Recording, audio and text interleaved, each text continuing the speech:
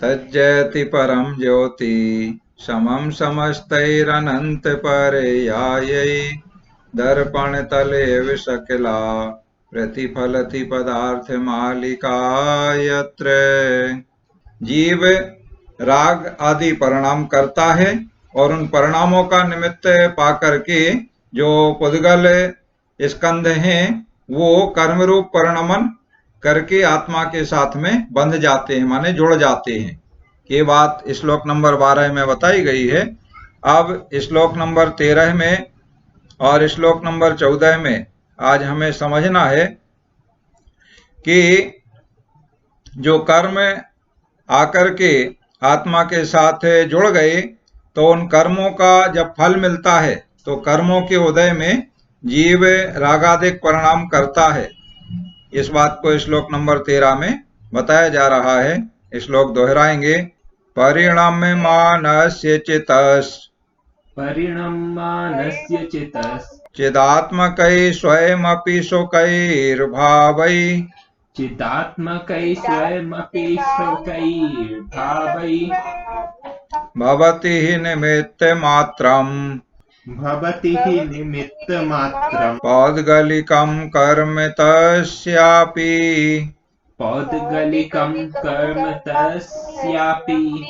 देखो कितना सुंदर वर्णन किया गया है।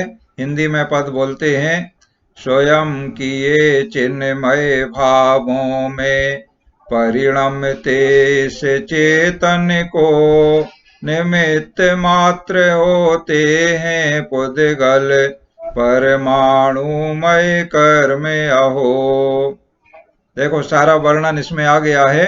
क्या आया? स्वयं किए चिन्मय भावों में परिणमते चेतन को, माने चेतन, चेतन माने आत्मा, अस्थि पुरुष चिदात्मा।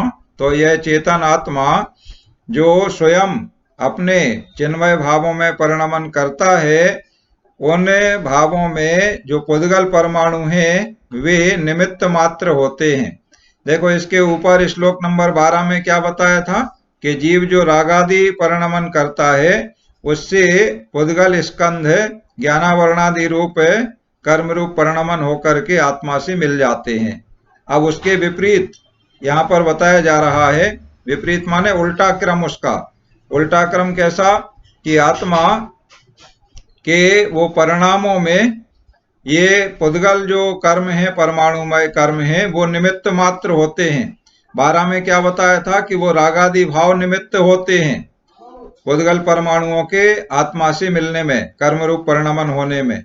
और यहाँ क्या बता रहे हैं कि ये कर्म का उदय, ज्ञानावरणादि जो द्रव्य कर्म है, इनका ये निमित्त होते हैं और ये इनके निमित्त से वह जो चेतन आत्मा है वह रागादि परिणाम करता है।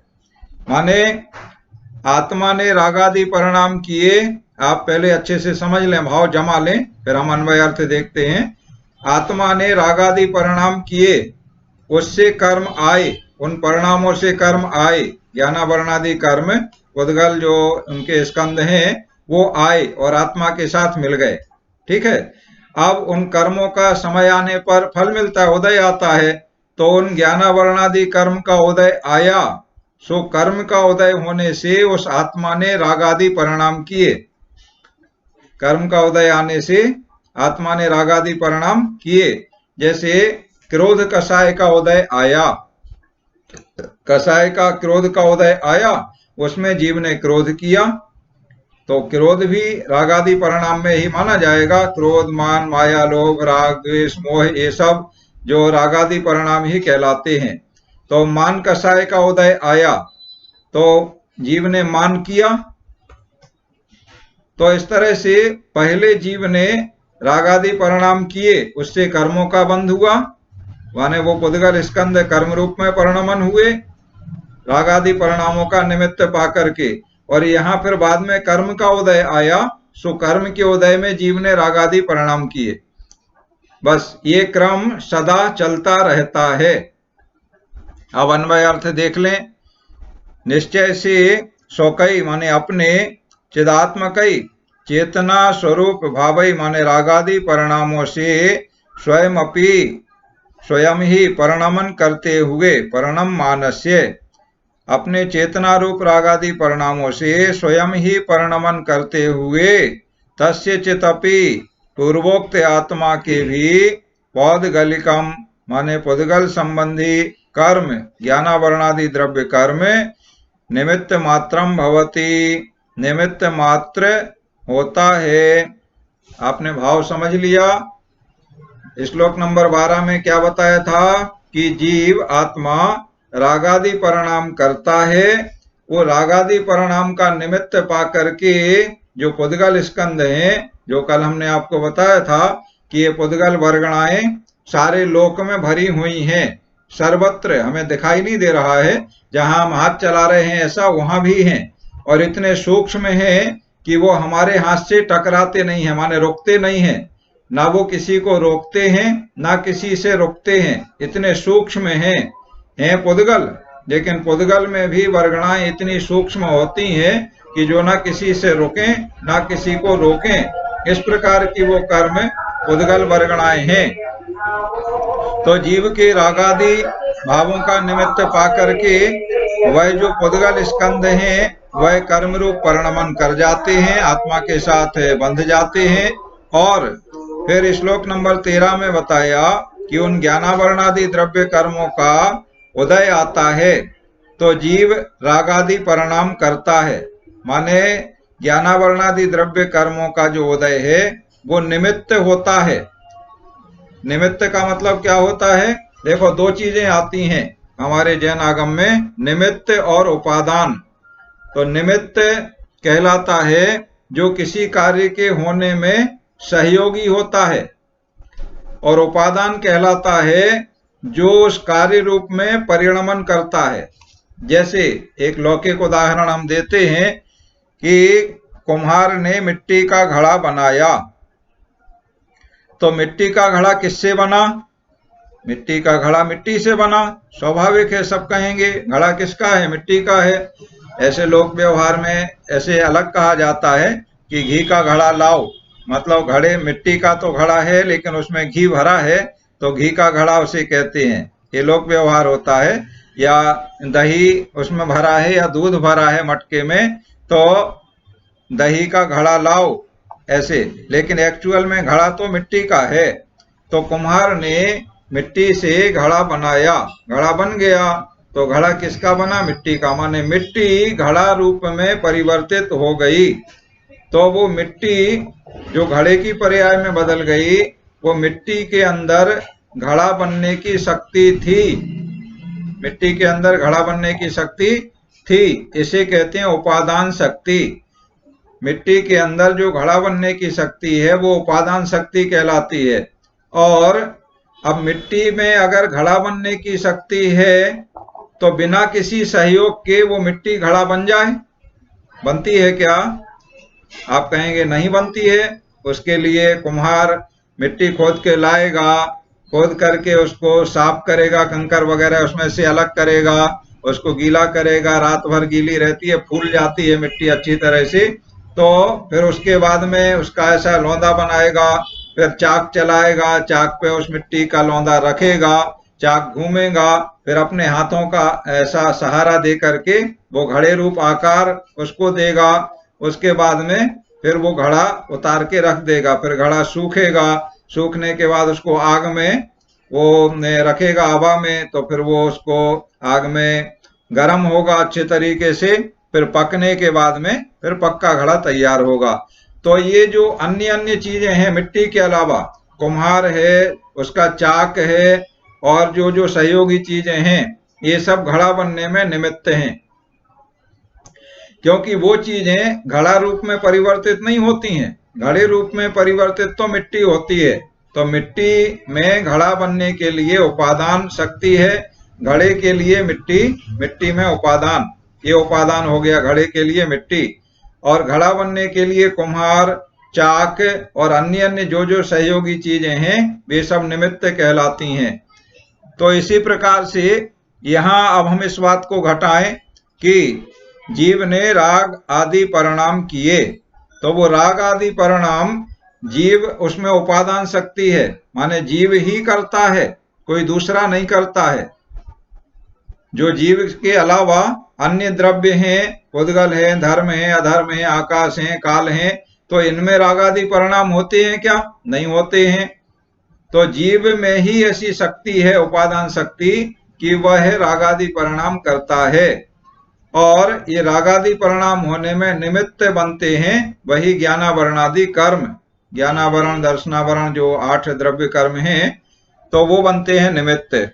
तो दोनों प्रकार से अब बात आपकी समझ में आ गई। श्लोक नंबर 12 में ये समझ में आ गया कि जीव राग द्वेष आदि परिणाम करता है, उन परिणामों का निमित्त पा करके ज्ञानावरणादि पुद्गल कर्म परिणमन हो जाते हैं। माने पुद्गल जो वर्गणाएं हैं, स्कंध हैं, वो ज्ञानावरणादि कर्म रूप में परिणमन कर जाते हैं, जीव के साथ बंध जाते हैं। श्लोक नंबर 13 में उसके विपरीत बात बताई गई।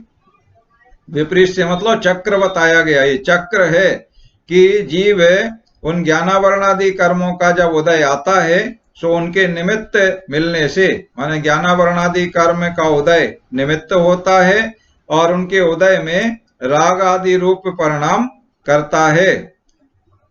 अब राग किया सो कर्म आए, कर्म का उदय आया सो राग किया, फिर जो द्वारा वाला ये जो राग किया, इससे फिर कर्म आए, फिर उन कर्मों को उदय आया सो फिर उसने राग आदि परिणाम किए। ये क्रम सदा चलता रहता है, इसी को संसार कहते हैं। और ये संसार का ये जो चक्र है, इस चक्र को जो तोड़ देता है सो वह मोक्ष की प्राप्ति कर लेता है, सदा सदा के लिए शुद्ध आत्मा हो जाता है। तो उसकी जो विधि है, वही विधि इस ग्रंथ में हमें सीखना है, वही कला हमें समझना है। सो उसे विस्तार से इसमें बताया जाएगा। अभी श्लोक हम दोहरा लेते हैं। परिणमानस्य चिदात्मकै स्वयमपि शोकैर्भावै भवति निमित्त मात्रम पौद्गलिकम कर्म तस्यापि। और अब श्लोक नंबर 14 में इसी बात को कह रहे हैं कि ये जो चक्र है कि जीव ने राग किया, राग द्वेष आदि विभाव परिणाम किए, उससे कर्म उसके आए, माने पुद्गल कर्म रूप परिणमन किए, पुद्गल स्कंध, और फिर उन कर्मों का उदय आया। सो उन कर्मों के निमित्त से, ज्ञानावरणादि कर्मों के उदय के उस निमित्त से जीव ने फिर राग आदि परिणाम किए। ये जो चक्र है, यही संसार का बीज है। बीज का मतलब जैसे बीज से वृक्ष और फल आदि होते हैं, तो ऐसे ही ये जो चक्र है, ये संसार का बीज है। माने इससे संसार बढ़ता है, संसार में ये जीव परिभ्रमण करता रहता है। इस प्रकार ये संसार के बीज हैं। श्लोक दोहराएंगे। एवमयं कर्म कृतैर् भावैरसमाहितोऽपि योक्त इव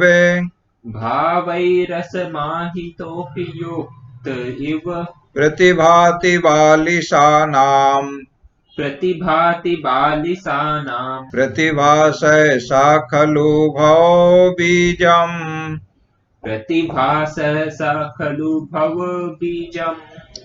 हिंदी छंद बोलते हैं। कर्म जन्य भावों से चेतन इस प्रकार संयुक्त न हो, अज्ञानी को एक भासते निश्चय यह भव बीज अहो। देखो कितनी अच्छे तरीके से संसार का बीज समझाया गया है। इस व्यवस्था को क्या कह रहे हैं, अन्वय अर्थ देखें। इस प्रकार अयम माने यह आत्मा, कर्म कृतैर भावै, कर्म कृत रागादि अथवा शरीरादि भावों से संयुक्त न होने पर भी, असमाहितोपि संयुक्त न होने पर भी, बालिशानाम, बालिशानाम माने अज्ञानी जीवों को, युक्त इव संयुक्त जैसा प्रतिभाति प्रतिभासित होता है।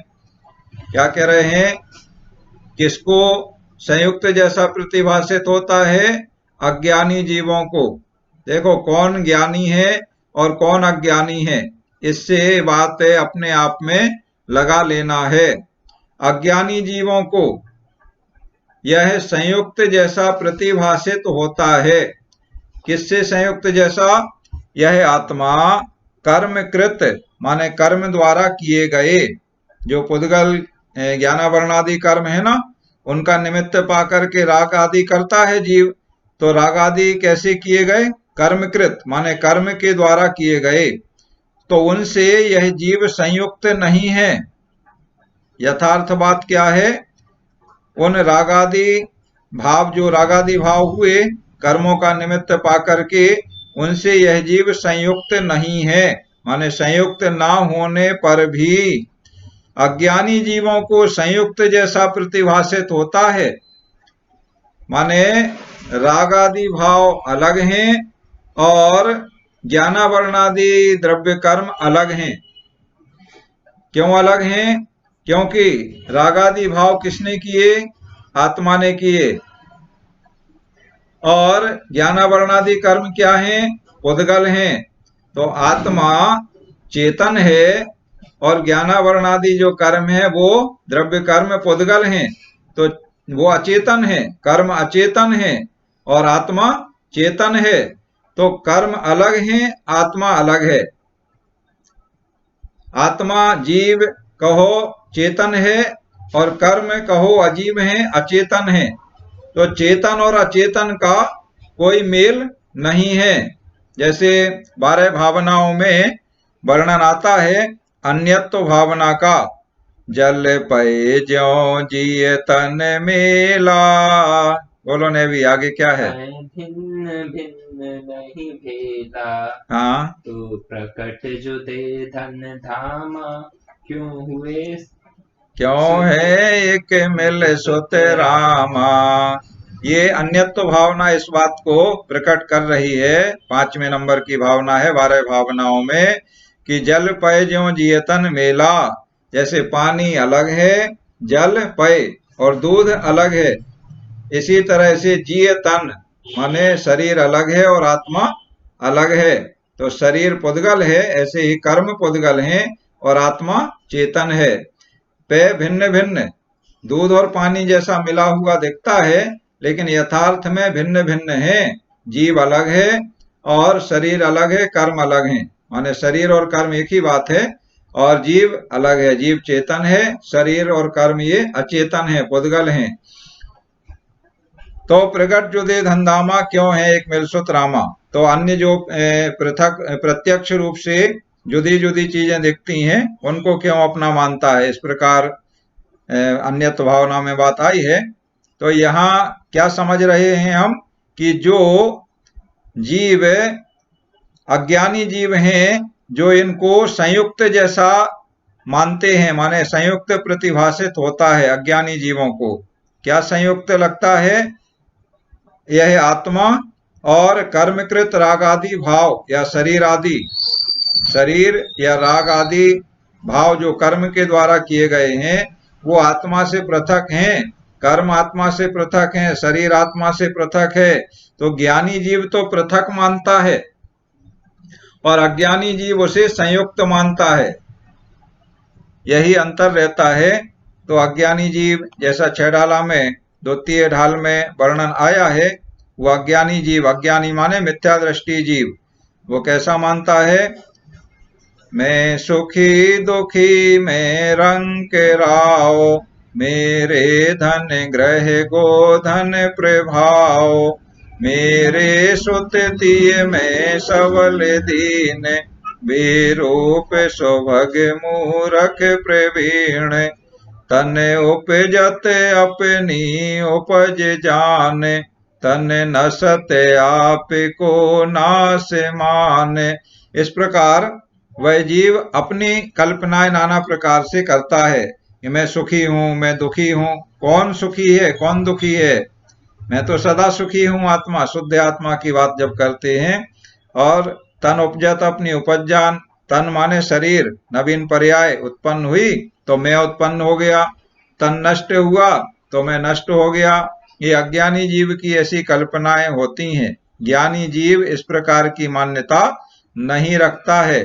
ज्ञानी जीव तो ऐसे समझता है जैसे महाभारत में श्री कृष्ण जी के द्वारा अर्जुन के लिए उपदेश दिया गया, वासांसि जीर्णानि यथा विहाय, माने जिस प्रकार से पुराने कपड़ों को उतार करके और नवीन कपड़ों को कोई पहन लेता है, इसी प्रकार से यह आत्मा पुराने शरीर को छोड़ करके नवीन शरीर धारण कर लेता है।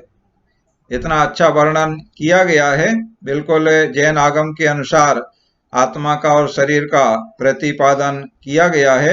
भागवत गीता में श्री कृष्ण जी के द्वारा श्री अर्जुन जी के लिए जो उपदेश दिया गया, तो वही बात यहाँ पर है कि जो संयुक्त मानता है दोनों को, वो अज्ञानी जीव है, और सप्रतिभासा, वह प्रतिभास ही, जो संयुक्त मानने वाला जो प्रतिभास है अज्ञानी जीव का, वह प्रतिभास ही माने वैसी वही मान्यता, ऐसी मान्यता ही खलु माने निश्चय से भव बीजम, संसार का बीज रूप है।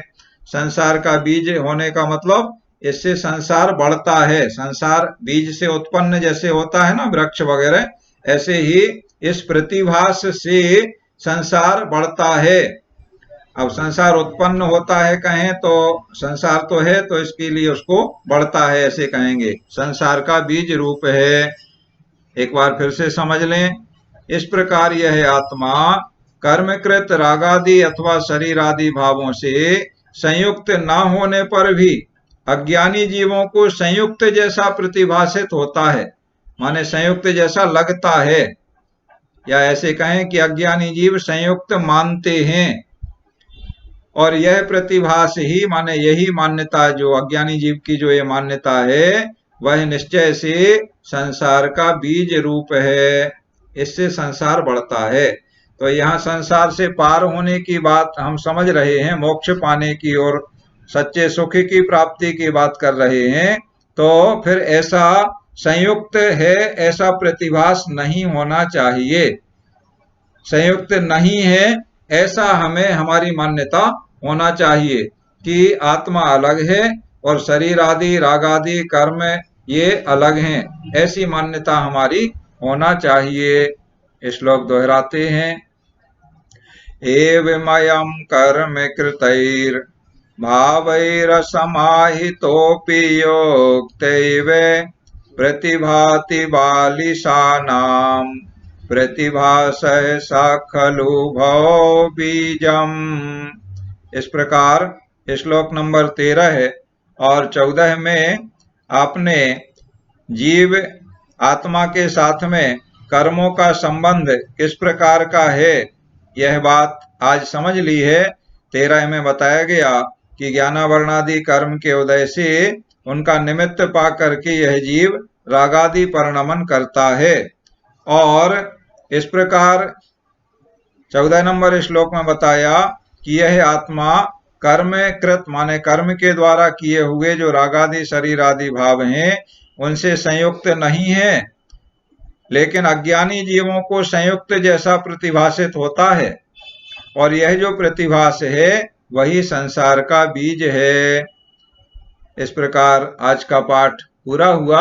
आगे 15 और 16 श्लोकों में पुरुषार्थ सिद्धि का उपाय, और इस उपाय में कौन लगता है, तो वही ज्ञानी जीव लगते हैं। अज्ञानी जीव तो संसार में ही भटकते रहते हैं। इस बात को आगे विस्तार से बताया जाएगा। अब आप अपनी जिज्ञासा प्रश्न आदि पूछ लें।